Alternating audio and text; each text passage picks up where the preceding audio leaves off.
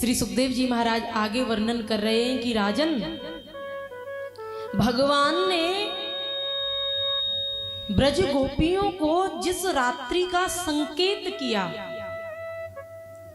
वो सुंदर शरद की पूर्णमासी आई है महाराज, पूर्णिमा आई है।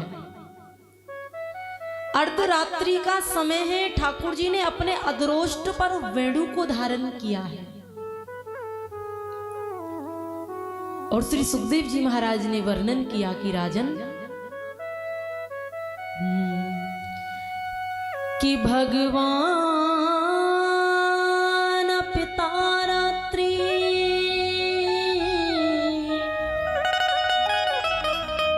सरदोत फुल्ल मल्लिका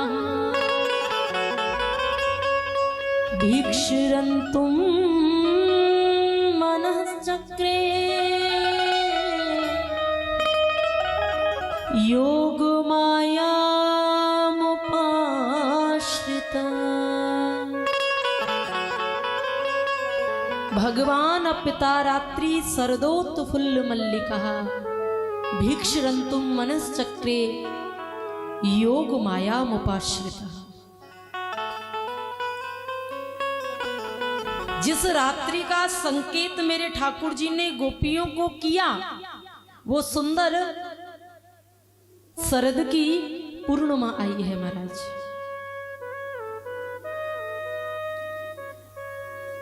अर्धरात्रि का समय है।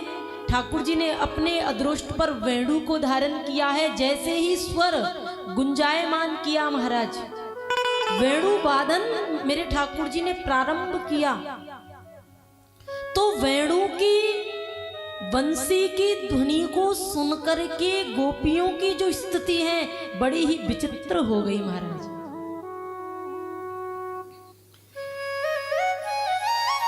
सुखदेव जी महाराज कह रहे हैं कि राजन, निसम्य गीतम तदनंग वर्धनम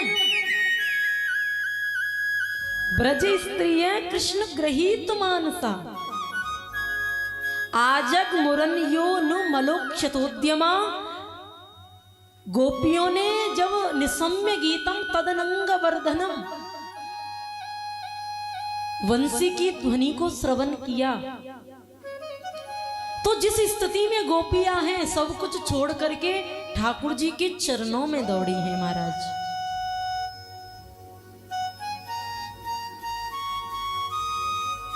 जो गोपी अपना श्रृंगार धरा रही थी महाराज, उस गोपी ने बड़ा अटपटा सा श्रृंगार अपना किया, बड़ा विचित्र श्रृंगार अपना किया। आंखों वाला काजल लगा लिया महाराज कपोलों पर, और होठों वाली लाल लगा ली है महाराज आंखों में।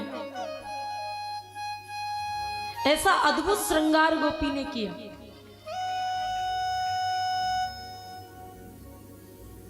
जो गोपी भोजन बना रही है, रोटी बना रही है महाराज, चूल्हे पर रोटी जल रही है, लेकिन ध्यान कहां है? वेणु की ध्वनि पर। जो गोपी अपने बालकों को, बच्चों को भोजन प्रसाद ग्रहण करवा रही है, सब कुछ छोड़ करके ठाकुर जी के चरणों में दौड़ी।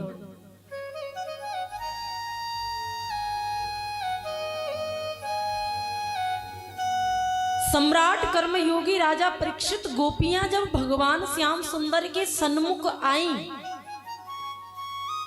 तो ठाकुर जी ने बड़ा सुंदर स्वागत गोपियों का किया है।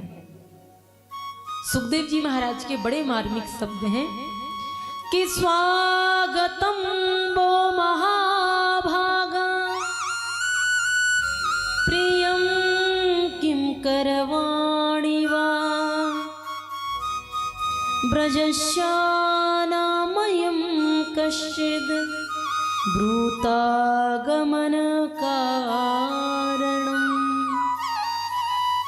महाभाग्यशाली गोपियों, मेरे द्वार पर पहुंचने पर, आने पर तुम्हारा स्वागत है। स्वागत सत्कार करने के बाद पूछ लिया कि ब्रजस्यानामयं कश्चिद् ब्रूतागमन कारणम्। ब्रज में सब कुशल मंगल तो हैं, सब आनंद मंगल तो हैं। अर्धरात्रि के समय मेरे पास आने का कारण क्या है? आप थोड़ा सा विचार करिए माताओं। कोई बड़े भाव से निमंत्रण देकर के आपको बुलाए, सज धज करके आप उस व्यक्ति के पास यहां जाएं, सुंदर आपका मोस्ट वेलकम किया जाए, बहुत सुंदर स्वागत किया जाए।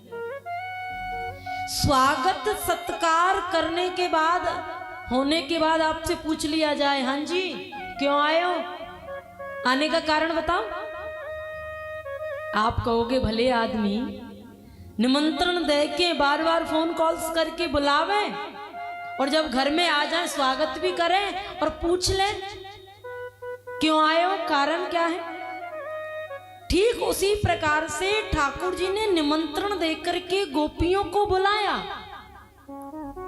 गोपियां सब कुछ छोड़ करके ठाकुर जी के चरणों में पहुंची। स्वागत प्रभु के द्वारा गोपियों का हुआ और ठाकुर जी ने पूछ लिया क्यों आई हो, कारण क्या है। तो श्री सुखदेव जी महाराज कह रहे हैं गोपियां मौन हो गई महाराज।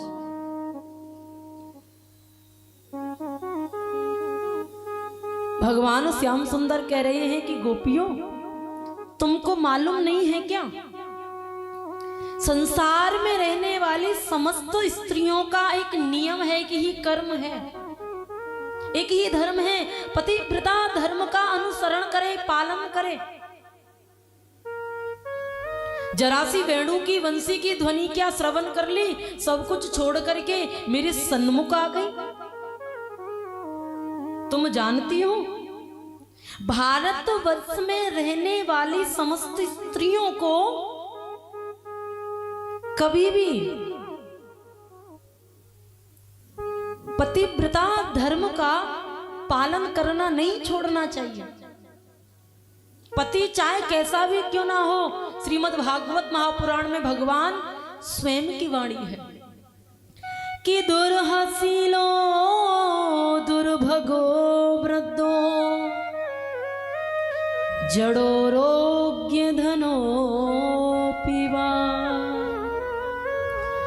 पति स्त्री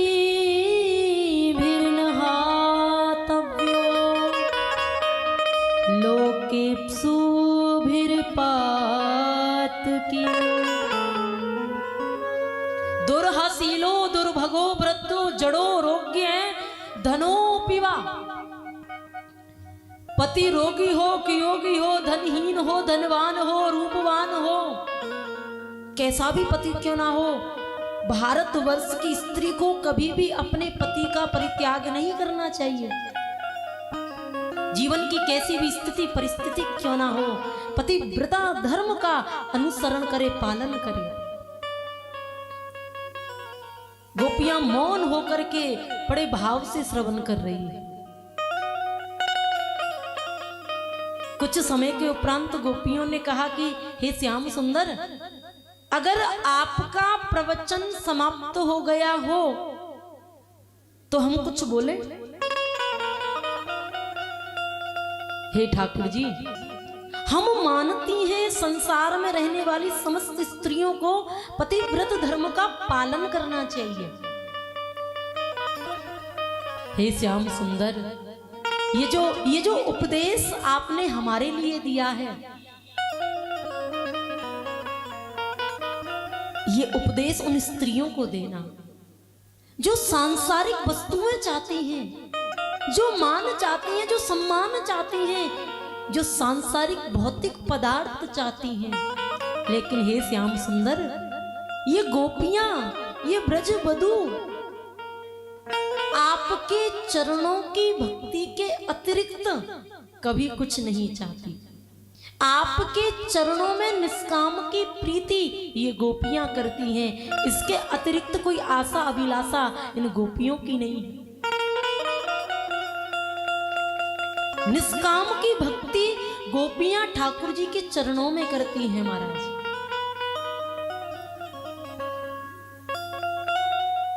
सुखदेव जी महाराज कह रहे हैं कि राजन, गोपियों ने एक भाव ठाकुर जी के चरणों में निवेदन किया है कि हे श्याम सुंदर, एक प्रश्न ये गोपियां आपसे करती हैं। एक स्त्री का जो पुरुष है, पति है, वो परदेश के लिए जा रहा है महाराज।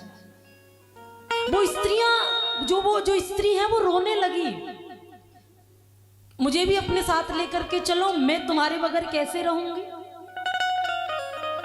तो पति ने समझाया कि देवी, कुछ समय की बात है, कुछ दिनों की बात है, मैं परदेश से लौट करके आ जाऊंगा, और जब तक मैं परदेश से लौट करके ना आऊं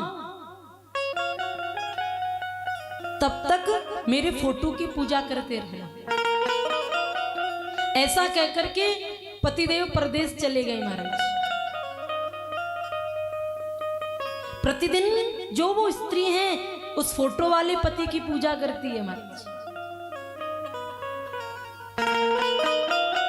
कुछ समय के बाद माता हो, बंधु हो, उसके पतिदेव आ गए हैं, द्वार पर खड़े हुए हैं और दरवाजा खटखटा करके कह रहे हैं कि देवी दरवाजा खोलो, मैं आ गया। हे श्याम सुंदर, ये जो स्त्री है अभी भी फोटो वाले पति की पूजा कर रही है। हमारा आपके चरणों में ये निवेदन है, ये प्रश्न है, क्या इस स्त्री को जाकर के द्वार खोलना चाहिए, दरवाजा खोलना चाहिए, या अभी भी फोटो वाले पति की पूजा करते रहना चाहिए। श्याम सुंदर भगवान कह रहे हैं, अरे देवियों, गोपियों, इसमें पूछने वाली कौन सी बात है। जब सचमुच के पति द्वार पर खड़े हुए हैं तो अब फोटो वाले पति की पूजा करने की जरूरत क्या है। गोपियों ने कहा कि हे श्याम सुंदर, आपने अपने ही मुख से निर्णय कर दिया। जब हमारे सन्मुख जगतपति खड़े हुए हैं तो अब हमें सांसारिक पतियों की आवश्यकता क्या है। इस प्रसंग के माध्यम से माताओं, भगवान श्याम सुंदर गोपियों की परीक्षा ले रहे हैं। परीक्षा में पास हो गई गोपियां। देखिए माताओं, सबसे शीघ्र जल्दी से जल्दी प्रसन्न होने वाले अगर कोई देव हैं तो वो हैं महादेव। लेकिन हमारे जो वृंदावन बिहारी लाल हैं, बांके बिहारी लाल हैं, ये भक्तों का निरीक्षण परीक्षण करते हैं, उसके बाद स्वीकार करते हैं।